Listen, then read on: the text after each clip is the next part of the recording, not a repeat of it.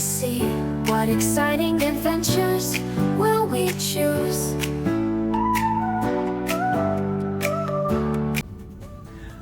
Hi again, it's Darren and Susan from Retiredtimetocruise. and we're here to give you another video on our enrichment lectures from our trip on the Sapphire Princess this spring. Just for clarification, we are on the Carnival Mardi Gras in the Caribbean, headed over to Europe. Right, we're doing a transatlantic cruise right now, but Carnival has very strict video restrictions that you aren't allowed to take or upload videos about cruising on Carnival ships. So we're going back to some footage we took on our previous trip. We're really enjoying the Carnival Mardi Gras and finding it to be a very interesting ship. It has a lot of things to do.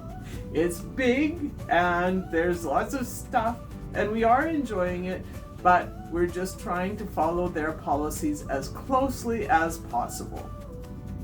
So this video is the first lecture of Duncan O'Brien about the White Line Cruise Ship Company. So that's the Matson ships, the Matson, M-A-T-S-O-N line. And they were one of the first lines that went from America to Hawaii and actually further on to Australia. You will see Madison containers today on every single commercial dock that you stop with a ship. I couldn't believe how many Madisons, once we knew to look, we couldn't believe how many of those containers we saw. So there's still an active line, just not in the cruise ship industry. Yeah, quite the legacy.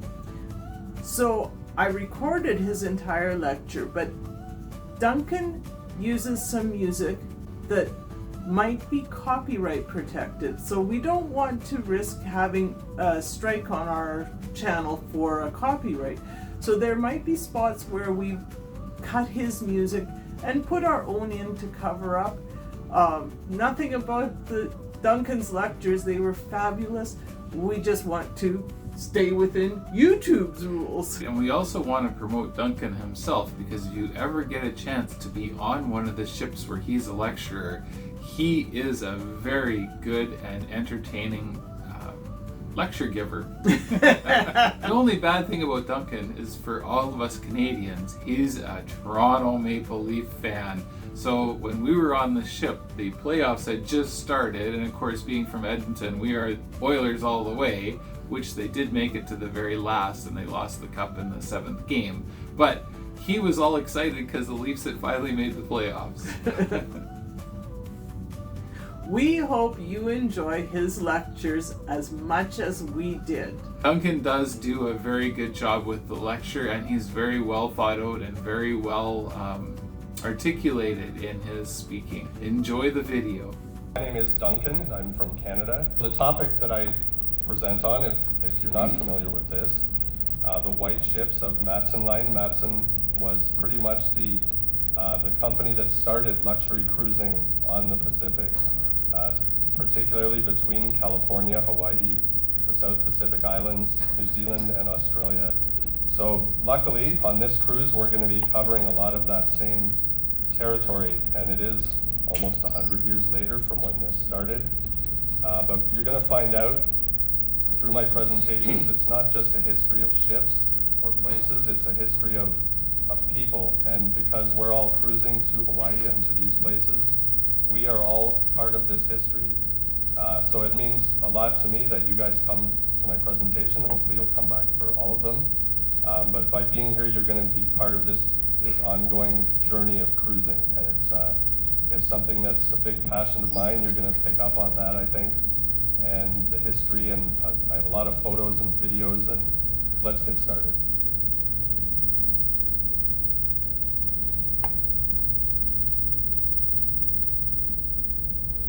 So there's me. If you can't see me from back in the back there, that's what I look like. The white ships, as I mentioned, started this legacy of cruising to Hawaii and the South Pacific. During my presentations, I'm going to try to kind of bridge that history, so you'll see a lot of historical content, but also images like this of ships visiting the ports that we're going to. And it's all related, and as I mentioned, this passion continues.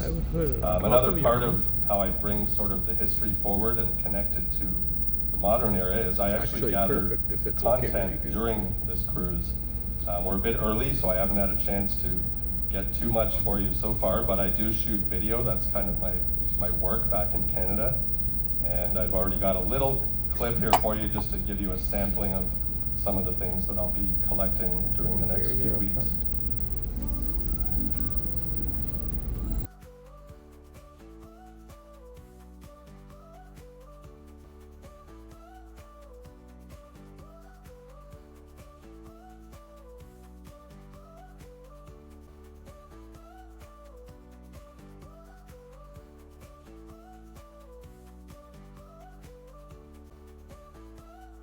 So this is kind of the style of my content. It's kind of leisurely and relaxing, and I think it kind of takes us back in time to what it was like cruising so long ago. And so you'll see, I'll show you little snippets of the videos that I gather during the cruise, and some of them may even include conversations with some passengers. That's something I've started doing recently, and people seem to enjoy sharing their stories, and then we play them on the screen. So I'll talk about that a little bit later. So to give you a sample of what you're going to see in my 15 presentations, I have a little video clip here that will kind of give you the full overview, and you'll hear me narrating this video. I'm not going to lip sync it, but this should give you a little overview of what's coming.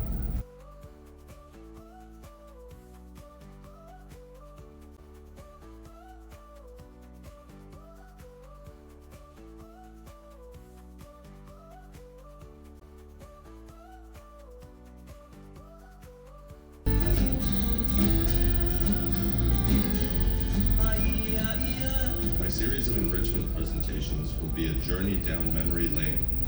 It will be like we're taking a trip in a time machine, a big white machine powered by steam turbines, and leaving a mighty wake behind it as it goes back and forth across the world's biggest ocean.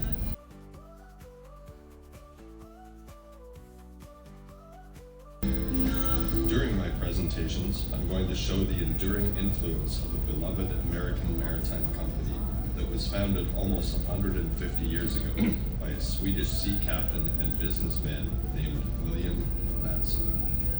Matson followed his American dream. He built a magnificent shipping business, connecting distant islands in a way that no one could have imagined. His vision led to this fleet of the world's finest luxury liners, steamships crossing the Pacific Ocean from California to Hawaii on the South Seas in their signature Polynesian style known as the Grand Manner. In these presentations, we'll see how 6 gorgeous passenger ships operated by this San Francisco company revolutionized travel between their ports, opened the Pacific to mass tourism, facilitated international trade, and provided a means for people to travel between distant lands in safe, fast, and comfortable vessels.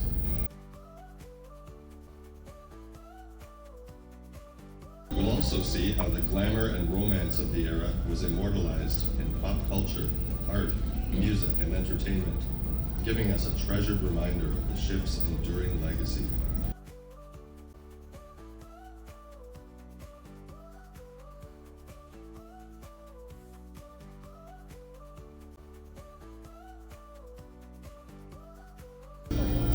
Any of us here who traveled to Hawaii or the South Pacific before the mid-1970s may have memories of Matson Line ships. You might have seen them coming and going from one of their ports, or maybe your parents or grandparents took a Hawaiian vacation or had business in New Zealand or Australia. During my presentations, the photos and movies that you'll see will show us what it looked like during the golden age of steamships, and the stories I share will evoke memories of paradise on the Pacific during a time that was simpler and more glamorous.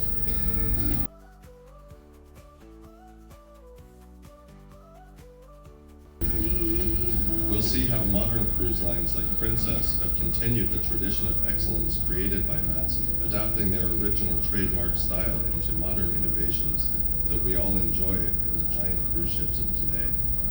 Thanks to the white ships, current and future generations can visit places like Hawaii, Samoa, Tahiti, Fiji, New Zealand, and Australia with comfort and style as we salute the past and gaze over the horizon to see what lies ahead. So there you have it. That's sort of a quick summary of what you'll see in the next couple of weeks. The last image you saw there was actually the cover of the first book that I did on this topic called The White Ships. Came out back in 2010. And as you can see here, this is a movie film of me actually on one of these Matson liners with my dad. This is back in the 1960s. So I have a very personal connection to this history, which I'll explain a little bit. And more recently, after my childhood years, I did become a researcher and an author and a historian, kind of studying specifically this topic, mostly because I remember it from being a little kid. So it all has come full circle. And here we are today. Well, that's not today, but this is 1975. And you can see here I'm now a little bit older than that, but I do remember these trips aboard Matson liners. So much of what I talk about is kind of my impressions of what this era was like, and combining it with research and some of the images that you're going to see. The Canadian and Australian flag, that's my heritage, my parents. My dad was born in Canada, and my mom was born in Australia. And they actually met on a Matson Line ship back in 1962. And they were sailing from San Francisco down to Sydney. And it was this random connection back in 1962 that started my connection. So it's like a real life love boat story for my parents. Every Princess cruise I've done while doing these presentations, I've met many people who have stories similar to this. Maybe they didn't meet on a Matson ship, but people had their honeymoons going to Hawaii, or their parents or grandparents sailed on a ship. So just like me, there's so many people with memories and their own connections, and I'll talk more about that throughout my presentations. So this is a graphic showing you the 6 passenger liners that made up the Matson Line fleet over the years. And this was the golden age of steamships, as it was known. It was a simpler and more glamorous time in history. There was a lot of change during these 5 decades. Not only on the sea, but on land and in the air as well. And the video you saw touched on a little bit of that, and I'll just show you again. Here's some more examples of what we're going to be looking at here. This is the ships themselves, and I'll talk about the circumstances that led to them being built and their final days as well, covering that whole 50-year period. We're going to visit the ports where Matson Line kind of pioneered these cruises back in the old days. And we'll see just how meaningful this service was in all the ports you see listed here, especially in Hawaii. That was kind of the reason this company started, was the connection to Hawaii, but also all the South Pacific islands as well.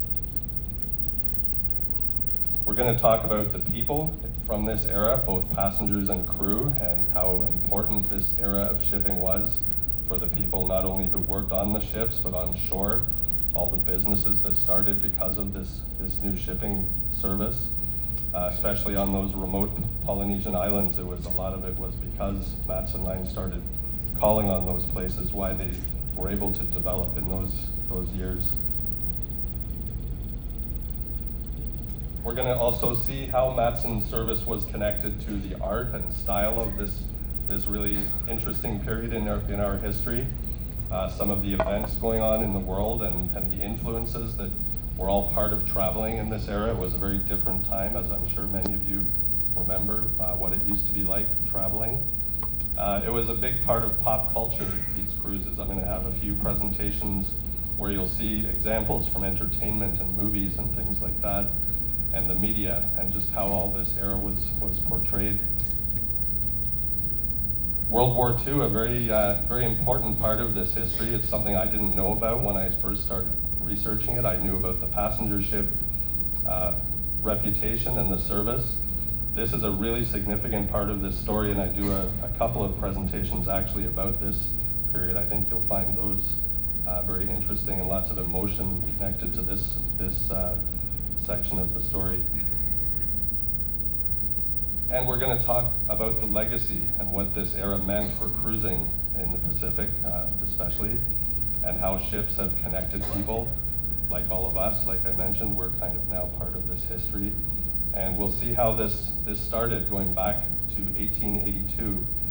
And it started with a single sailing ship back in San Francisco, and it evolved through the years of passenger ship service, and it still goes on today. This company, Matson, is the primary ocean carrier of containers to Hawaii.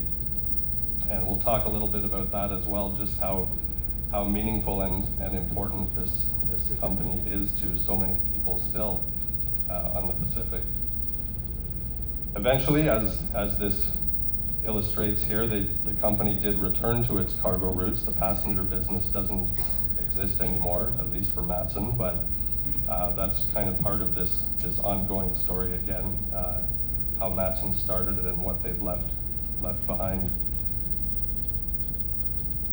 So Matson, the company name, it comes from the founder, and there you see him, William Matson, and he was born in Sweden back in 1847. And in 1867, as a young man, like many Europeans, he found his way over to America to find opportunities and I guess escape Europe at the time. There were some things happening there.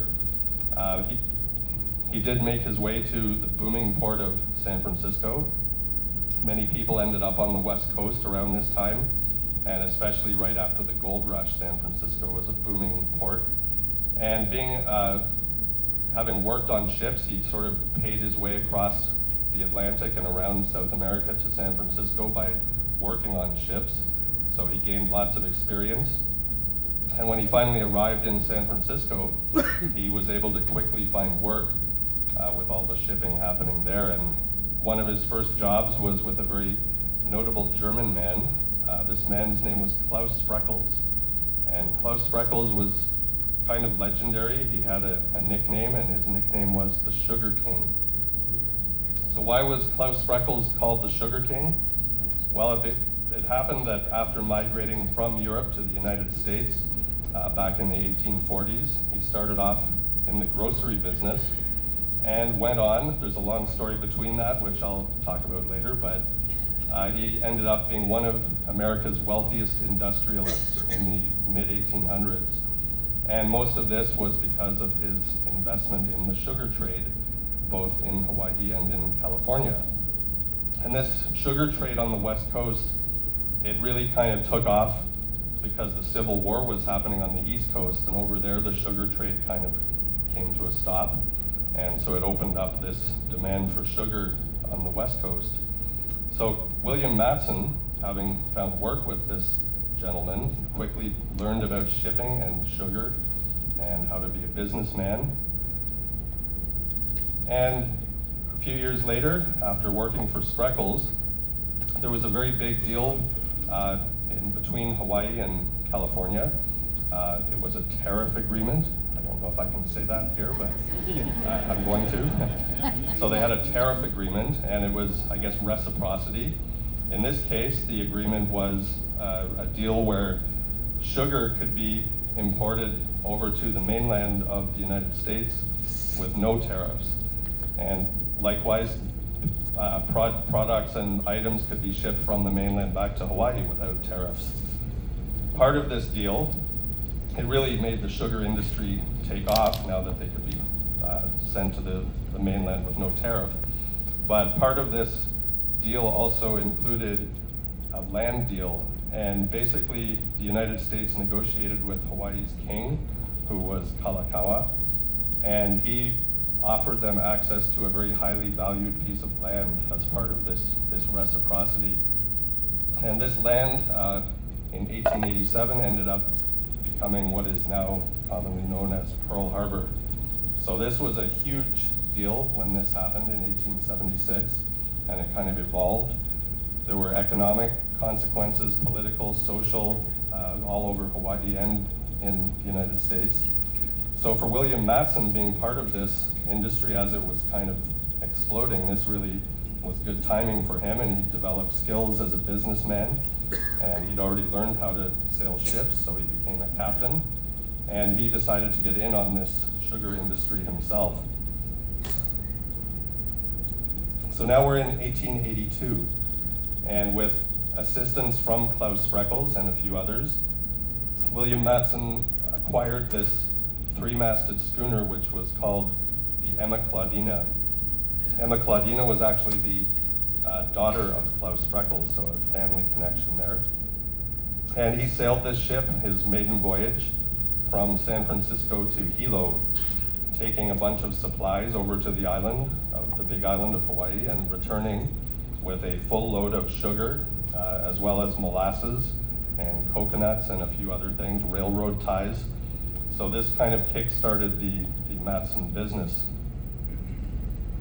So just to give you a perspective of this sailing vessel, this is actually next to the Grand Princess. It's not a real photograph, but I superimposed the size of the Emma Claudina, and you can see there with the tenders superimposed as well as just sort of the relative size of what a ship like this would have been. So if you can imagine sailing on a ship like this across this same stretch of ocean that we're going across now, it must have been quite a remarkable experience.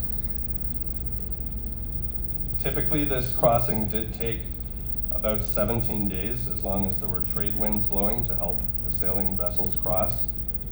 The trip back to the mainland was usually a bit longer, more like 3 to 4 weeks. So as William Matson started doing these crossings, he became pretty well known, both in Hawaii and around San Francisco. Business became very good for the young businessman at this time, and he acquainted himself with industry and government leaders on both sides of the Pacific. And so his business really was a success right from the start. Meanwhile, this is King Kalakaua from Hawaii, and he was busy traveling the world around this same time, sharing with leaders of other countries in Europe and Asia and North America. He was representing Hawaii and the opportunities of the islands, as well as this aloha that people were starting to become familiar with, the spirit of Hawaii. And this tour, which was covered widely in the newspapers, gave Hawaii a lot of favorable publicity. And of course, this was also very helpful to Spreckels and Matson and all these other people who were starting to work in Hawaii. So here we see, with business doing better than he had expected, Captain Matson purchased a new ship. He had this one built. It was his very first, Lurleen was the name of this first ship that he had built for his company. Lurleen is another family name again. This was the name of the Spreckels private family yacht that Captain Matson had sailed back when he first arrived in California. And this name would become kind of the sentimental favorite of the company, being given to many other ships in the fleet, as we'll see. On one of the crossings over on the Lurleen, the young captain met his wife, and her name was Lillian. Lillian was actually on her way to Hilo to work as a school teacher, and Captain Matson, being the captain with her for a couple of weeks, I guess they hit it off, and this is actually a photo from many years later. That's William and Lillian and their daughter. And not surprisingly, can you guess what her name was? Lurleen. So Lurleen Matson, this was the daughter of Captain Matson and Lillian. Lillian, on one of these trips in later years, sewed the company flag during the crossing to Hawaii, and this flag today is still the Matson Navigation House flag. The 7 stars represented the 7 ships in the fleet when this flag was created. So William Matson was known for his innovations as he built his fleet up. This one here, the Roderick Dhu, was the first ship on the Pacific to have electric lights and refrigerated cargo. So both of these things really improved conditions for people crossing the Pacific, and especially for business people now able to sell refrigerated items by carrying them on these newer ships. Another sailing vessel, the Hilonian, became the first ship to have wireless radio, so that's another innovation that Matson brought to this shipping industry. 1901, he incorporated the company, things were going very well. And he had, by this time, had many connections in business and government in all the places that his ships visited. And he even ended up in California's oil industry by building pipelines down from central California to the coast where his ships would then pick up the oil. So he was really an integral part of transportation and other industries during this time around California. The sugar trade by the late 1800s had really built the economy of Hawaii up, and the population as well to support this industry became much bigger. And as the ships increased, more people could go to the islands. 1893 was when the United States annexed the islands. Some people say it was an illegal takeover, and I won't talk too much about that now, but I will refer to it later. That was another huge event in the history of the islands, and it really opened more opportunities for business people like William Matson. And around this time was when sort of another fledgling industry was starting to appear, and that was tourism. So going back into the 1800s, Mark Twain and other writers and poets and artists had kind of captured what it was like in Hawaii, the balmy climate, the beautiful beaches, and this magic of aloha. And to share that with the world, people could only imagine what a place like Hawaii would be like. But by 1900 now, with nicer and better ships being available, more people could finally actually go to Hawaii. There were a few issues with getting there. It was a long way, as you know. It still takes 5 days on these big cruise ships to get to Hawaii. It's 2,400 miles, so on the earlier ships, that was a really uncomfortable trip, but as the ship technology improved, they were able to build more accommodations, more comfortable passenger cabins, and that sort of kick-started what would end up happening in Hawaii. But at the same time, there really wasn't infrastructure in Hawaii to support tourism. And that's where Captain Matson really stepped up his investment in this tourism trade. And it was around the turn of the century when he switched his fleet from sail over to steam. And this is really a milestone for him, when his ships could cut in half basically the time it would take to get to the islands, and in a much more comfortable ship, as you see here, than the old sailing vessels. This one here, the Enterprise, was the first ship to cross the Pacific burning oil instead of coal. So that was another step forward in the ship design of this period. So around this time too, we started to see photography and marketing, promoting the beauty of the islands. As you see, a lot different from how it looks now, but back in the early 1900s, this would have painted just an incredible image for people and showed kind of what it would be like to go there, even though it's black and white.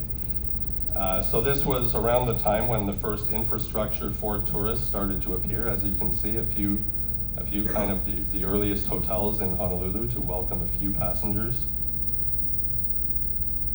This was the first of what would be considered, I guess, a luxury hotel, the Moana.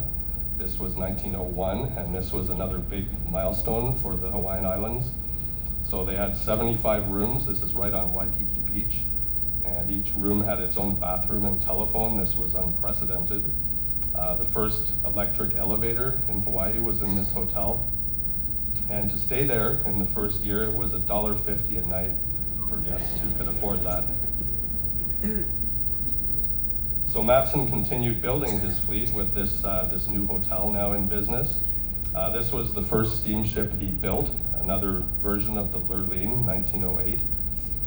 This ship, as you can kind of tell, a much larger and more substantial ship than the sailing vessels. It was 438 feet long and carried about 50 passengers and about 60 crew members.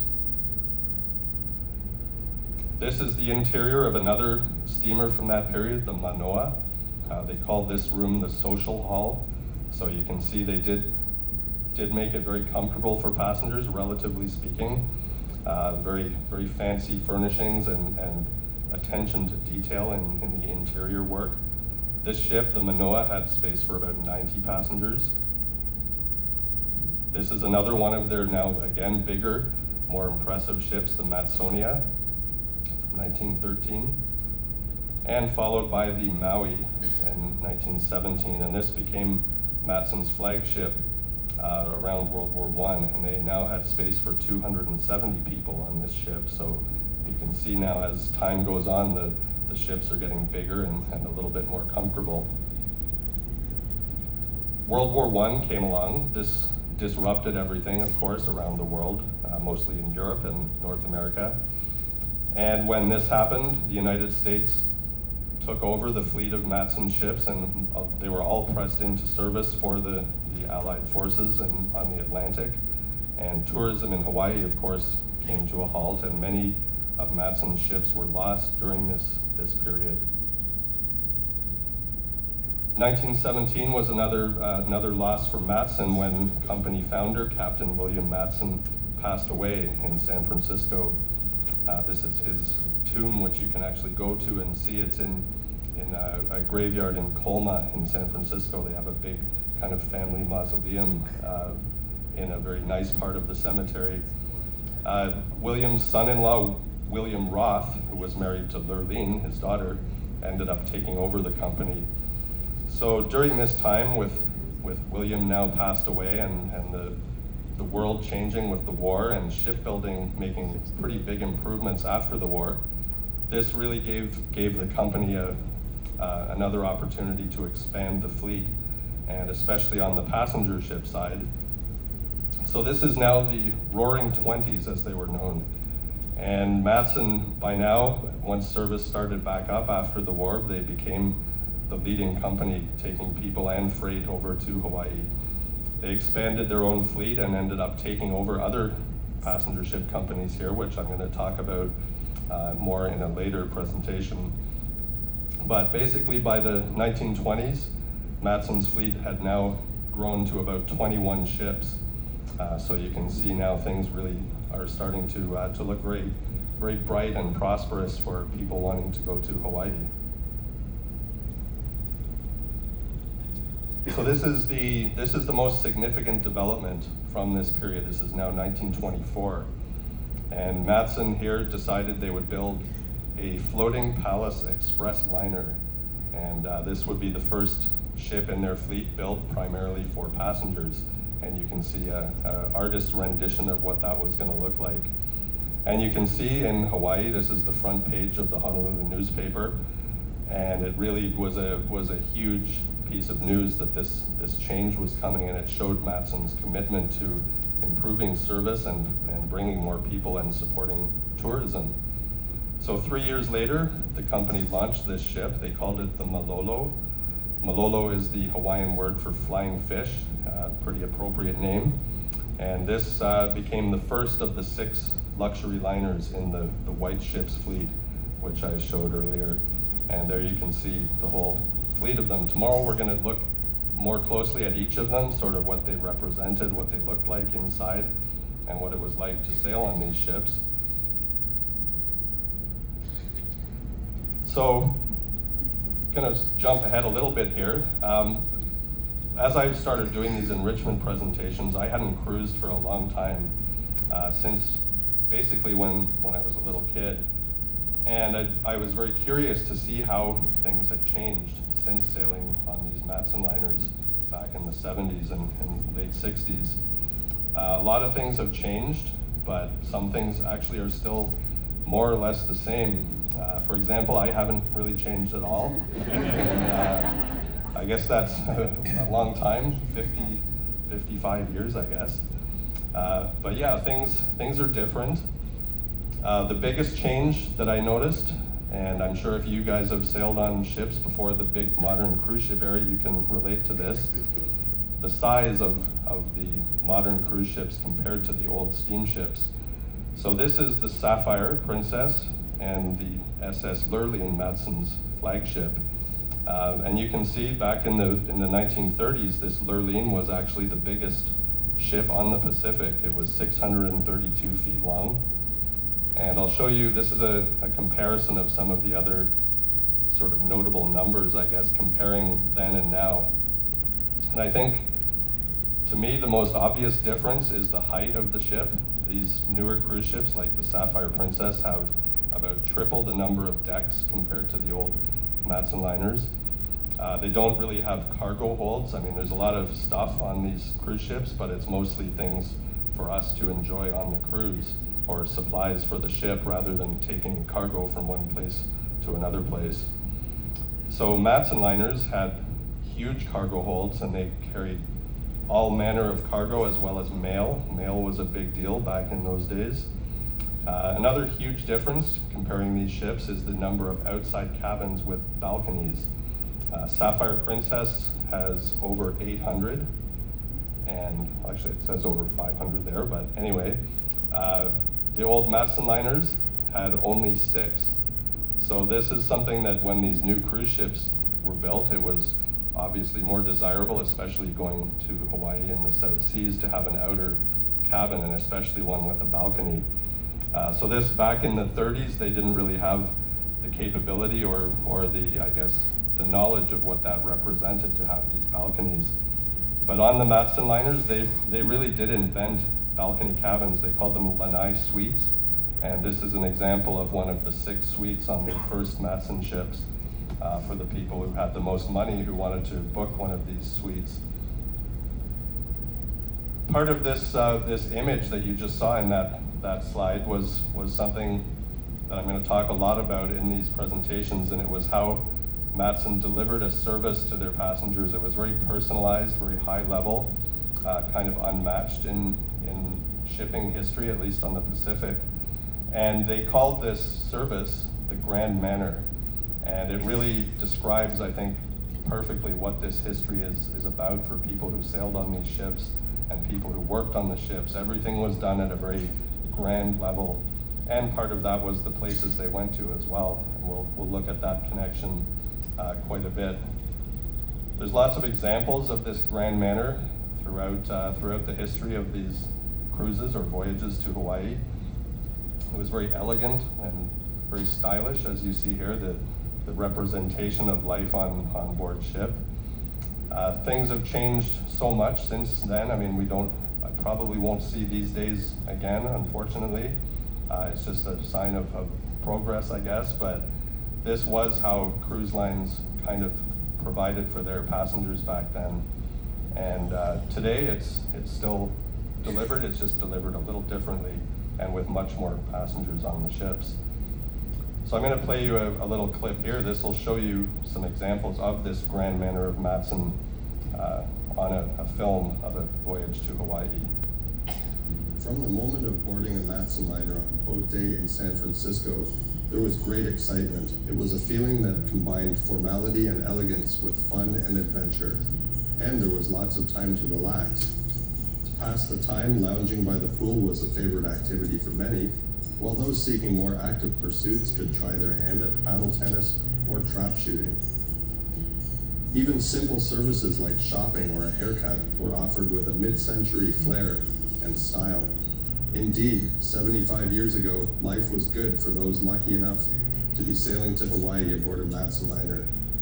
The service was professional, attentive, and gracious. The dining was fantastic and plentiful, and low-key, tasteful entertainment was enjoyed by all. It was 5 grand days at sea before the unforgettable arrival in Hawaii. I have another clip here. This will show you more examples of Matson's sort of attention to service. They were really known for going the extra mile, and their very genuine aloha spirit and friendly service, professional American know-how by their crew. And in this case here, this is another film. We see the Lurleen in the 1930s. It's actually a color film. It's kind of hard to see, but very rare for this period. This is boat day in San Francisco with the Lurleen getting ready to set off again for Hawaii, as they frequently did. Lots of festivities, saying goodbye on the deck as the ship pulls away. There's the Bay Bridge. And here, unfortunately, we have a situation of passengers being late. Unlike today, back then they actually took these late passengers out to the ship while it was cruising out under the Golden Gate. And you can see the deckhands here helping these two ladies board the ship while it's moving. And you'll see them also lifting their sea trunks up as well. So I wouldn't advise being late for a cruise, but in this case, it worked out pretty well for these two ladies. And here we can see the skyline of San Francisco as well as the unfinished Golden Gate Bridge back in the 1930s. So that's just another example of this grand manner of Matson. So once on the ship, this was a pretty typical scene on the liners as they got closer to Hawaii out by the pool. One big difference from back then to now is in these early days, if you wanted to travel overseas, this was before the 1960s, there really weren't airplane service. There were no jet airliners until 1959. So if you wanted to go to Hawaii or the South Pacific or Australia, you had to go by ship. So this meant that on every trip, you always had the chance of meeting some very interesting people, not just the regular passengers, but there were also often celebrities and other VIPs on board, and you just never knew who you might run into out on the deck. This is a candid photo taken by a passenger back in 1957. And nowadays we get Elvis impersonators. Back then you actually got Elvis himself on the ship. So a big difference, but I guess today you probably don't see a lot of huge celebrities taking regular cruises, but you never know. I guess we might keep our eyes open. So on these voyages over the years, these movie stars and musicians and other big celebrities would take these Matson liners to Hawaii. It was a really very good opportunity for them to showcase a new movie or just to take a vacation or a honeymoon, and Matson liners were the best way to get there. And I have a lot of examples, which you're going to see in one of my upcoming presentations, of celebrities and the Hollywood connection to Hawaii. So because ships were the only way to get to these places, this is another big difference, is you could actually buy tickets to go one way from one port to another port. Part of that is not allowed anymore because of the Jones Act and the Passenger Vessel Services Act, which prevents foreign flagged ships. They're not allowed to carry people between two American ports. But on a Matson liner, you could go from Los Angeles to Hawaii and stay there for a couple of weeks and then go onwards down to the South Seas, or you could go back to California. So it was more like traveling by train. Big difference from what we have today, where that's not really done too much. The American flags of the Matson line was the reason this was possible. I'm going to talk a lot more about this kind of historical oddity, which still is in effect today. Part of being an American ship meant the officers and crew aboard their ships were American, and they'd been trained, a lot of them from the Navy, from the war years, and they really were experts in delivering this level of service to people. Many of them stayed with Matson for their whole careers over the 50 years that the ships operated. Just before we conclude here, this is a map showing the itinerary that the early Matson liners took. You can see California, Hawaii, and the islands that we're going to be visiting. Unfortunately, we're not going to New Zealand and Australia, but that was a big part of their service as well. The most significant part of their itinerary was Hawaii. And when one of these white ships came around Diamond Head and into Honolulu, it was really a significant moment, not only for the passengers on deck after 5 days at sea, but for the people in Honolulu. Seeing these ships come in meant an arrival of tourists and mail and all sorts of things that wouldn't have been possible without the service of these liners. And likewise, as the ships sailed away, it was a very nostalgic day and a very exciting day for people who wanted to go back to the mainland.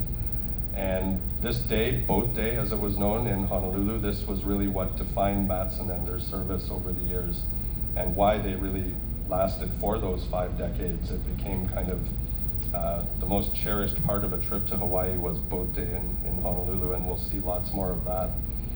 For many passengers, this was how it started, the cruise bug, I guess we would call it today. I'm sure all of you, if you've cruised before, you remember your first cruise. And for people back in this era, this bug often started with a trip aboard a Matson liner. So to end today, I have a little video clip, and this is actually a couple of Princess passengers who I met last year, Cindy and George, and they're going to recall their honeymoon aboard Matson's Lurleen back in 1966. So here we'll hear from Cindy and George.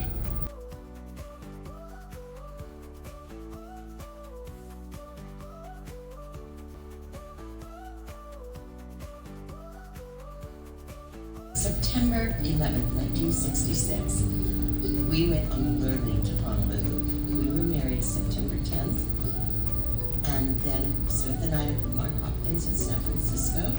Went the following morning and got on the Lurleen, had a great pre-bon voyage party with our parents and friends at the wedding. They let you have champagne and hors d'oeuvres. It was fabulous. And they threw the streamers. We had so many streamers we were throwing down onto the dock and people catching them and everybody waving and crying. It was so exciting. And the kids back then would go into the ocean and they'd dive for coins.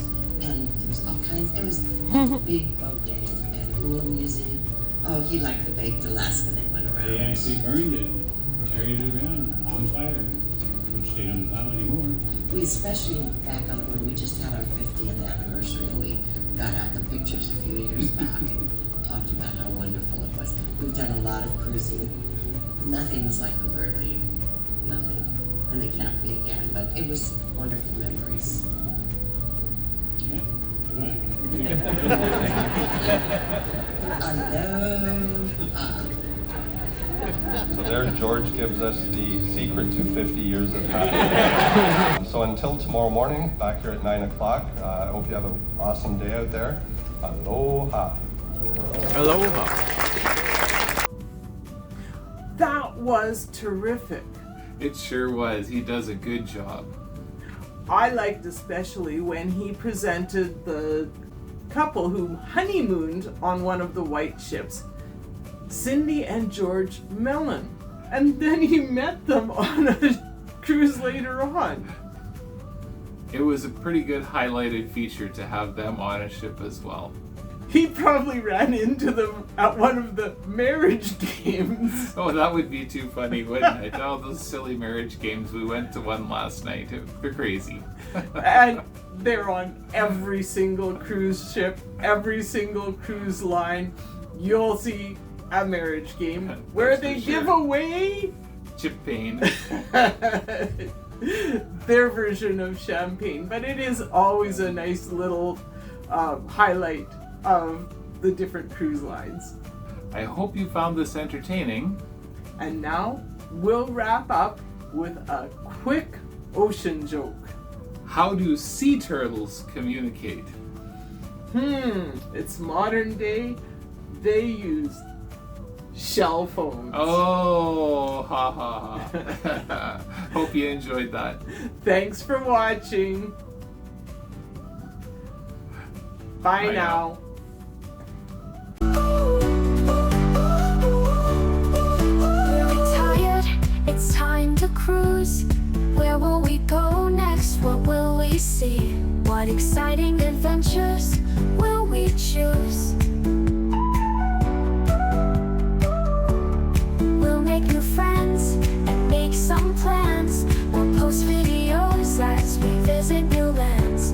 We love you to join us as we sail around in floating hotels of every brand. We're retired and it's time to cruise. Come and join us or watch our YouTube.